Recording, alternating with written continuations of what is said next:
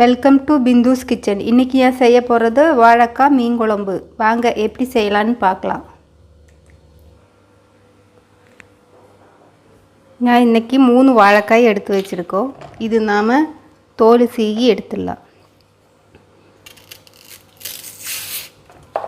இப்படி தோல் எடுத்து இப்படி கிராஸாக கட் பண்ணணும்.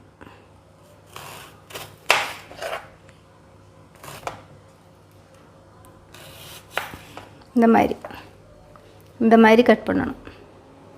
நாம் இங்கே சின்னதாக ஒரு ஹோல் போடணும்.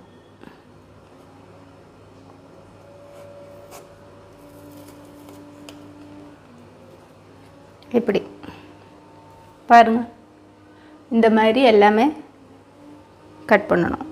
நம்ம கட் பண்ணி க்ளீன் பண்ணி எடுத்து வச்சுருக்கோம். நாம் இதில் கொஞ்சம் மசாலா போட்டுக்கலாம். 1 டீஸ்பூன் மிளகாத்தூள், மஞ்சத்தூள் கொஞ்சமாக, உப்பு தேவையான உப்பு,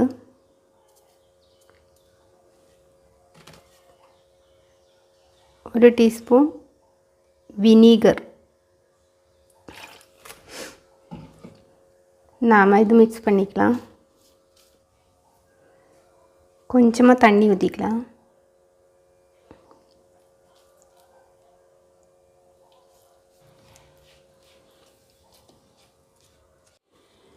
இப்போ மசாலா எல்லாம் நல்லா மிக்ஸ் பண்ணி வச்சுட்டேன். நாம் இது ஃப்ரை பண்ணிக்கலாம். ஆயில் ஊற்றிக்கலாம்.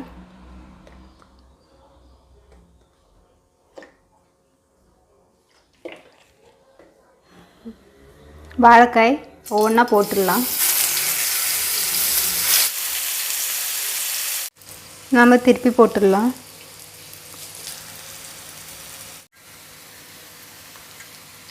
நாம் இதை எடுத்துடலாம்.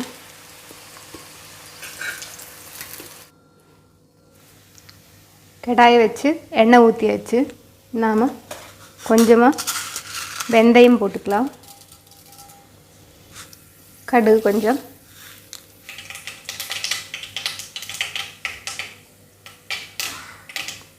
இஞ்சி பூண்டு கருவேப்பிலை இதை வதக்கிக்கலாம்.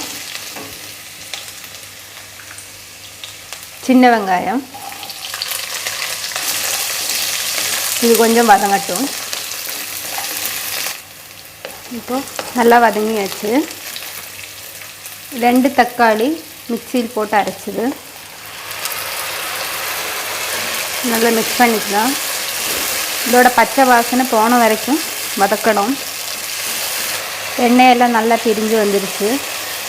இப்போ நாம் கொஞ்சமாக மஞ்சத்தூள், 2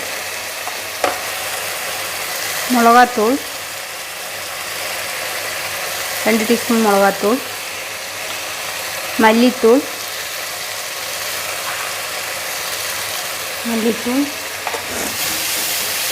நல்லா மிக்ஸ் பண்ணணும். நான் இன்றைக்கி குடம்புளி எடுத்துருக்கோம். 2 பீஸ் குடம்புளி. இது தண்ணியில் ஊற வைக்கணும். நல்லா வதங்கியாச்சு. நாம் தண்ணி ஊற்றிக்கலாம். இந்த குடம்புளி ஊற வச்ச தண்ணி, அப்புறம் தேவையான தண்ணி ஊற்றிக்கலாம்.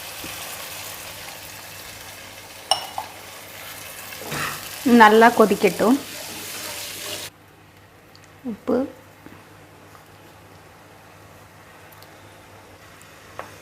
இது நல்லா கொதிக்கட்டும். நாம் இதுக்கு தேங்காய் அரைச்சிக்கலாம். ஃப்ரை செய்து வச்ச வாழைக்காய் இதில் போட்டுடலாம். கொஞ்ச நேரம் கொதிக்கட்டும். பச்சை மிளகு 2 போட்டுடலாம்.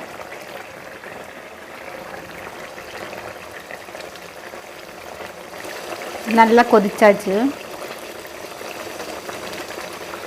இப்போ நாம் தேங்காய் ஊற்றிக்கலாம். 1/2 முறி தேங்காய் எடுத்துருக்கேன். இந்த மிக்ஸி கழுவின தண்ணி இதில் ஊற்றிக்கலாம். நல்லா கொதிக்கட்டும். நல்லா கொதிச்சாச்சு. இப்போ கருவேப்பிலை போட்டுக்கலாம். வெஜ்ஜு மீன் குழம்பு ரெடி ஆயிடுச்சு. ஸ்டவ் ஆஃப் பண்ணிக்கலாம். மீன் குழம்பு ரெடி ஆயிடுச்சு. நீங்களும் செஞ்சு பாருங்கள். செஞ்சு பார்த்துட்டு எப்படி இருக்குதுன்னு சொல்லுங்கள்.